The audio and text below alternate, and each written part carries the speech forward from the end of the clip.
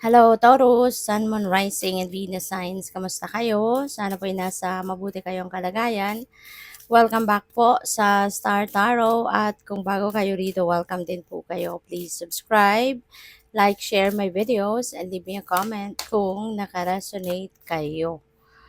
So, we have reflection.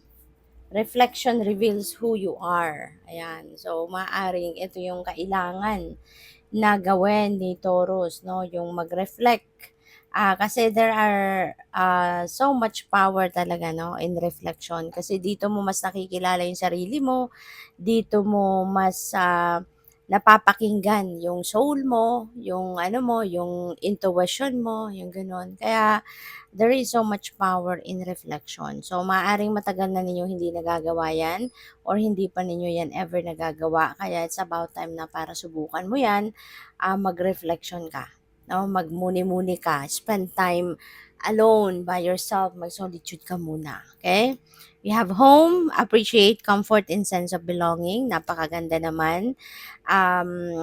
Siguro you are going to spend more time ngayon, ano, sa bahay ninyo at ma-appreciate mo masyado ngayon yung sarili mong tahanan, yung sarili mong space, no? Yung sarili mong baluarte, kumbaga. At maaari kasi na matagal kang nawala, no? Maaring nagtatrabaho ka sa ibang lugar, 'di ba? Bihira kang umuwi at ngayon, no, you will be spending more time sa inyong bahay, sa inyong tahanan. Kaya naman mas maa-appreciate mo ngayon yung comfort, no, ng inyong bahay. At yung kasama mo yung pamilya, 'di ba? The sense of belonging nandiyan din. Kaya you are definitely going to be somehow happy talaga na finally mararamdaman mo to na you are home, 'di ba?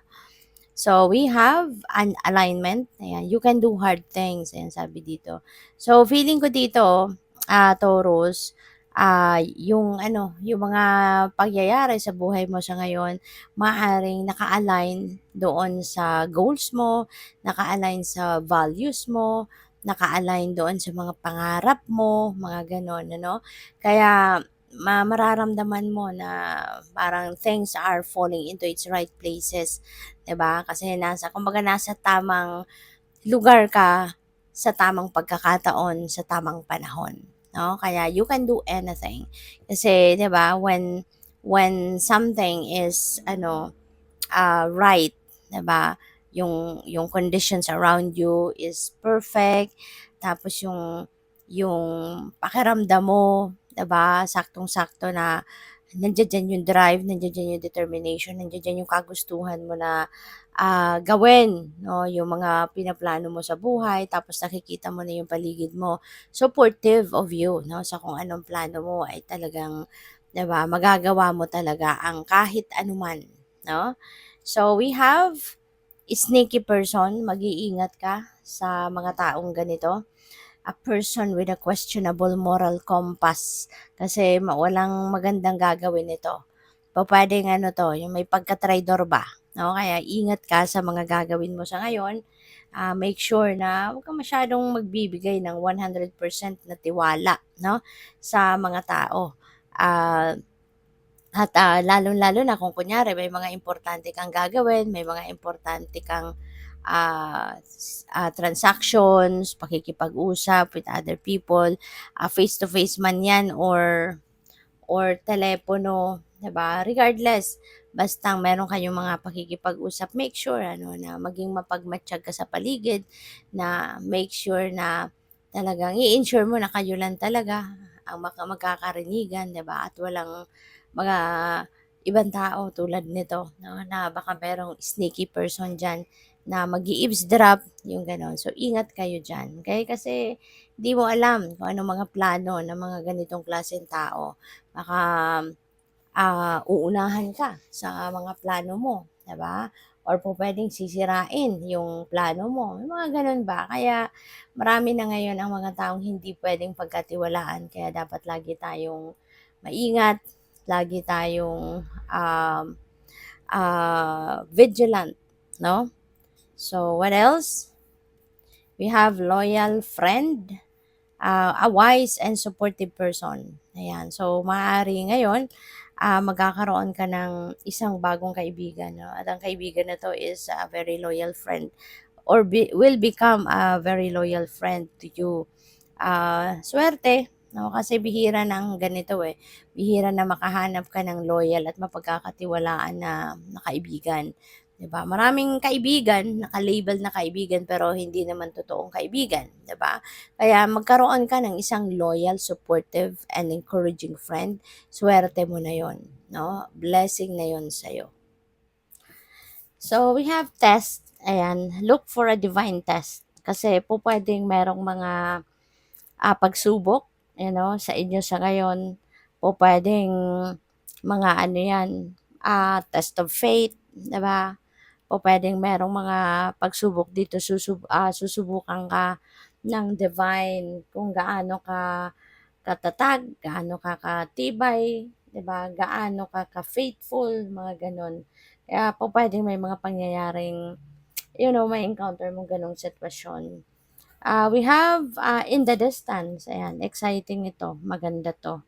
Kasi ano ito, um, something is coming to fruition, yung mga pangarap mo, mga wishes mo na maaring ano yan, during childhood pa, may mga pinapangarap ka noon, mga batang-bata ka pa or mga times na kunyari high school, college days, mga gano'n.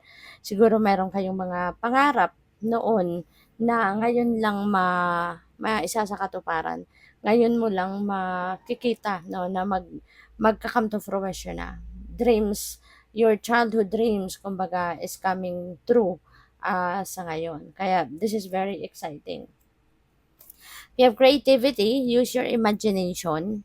Okay, gamitin nyo yung inyong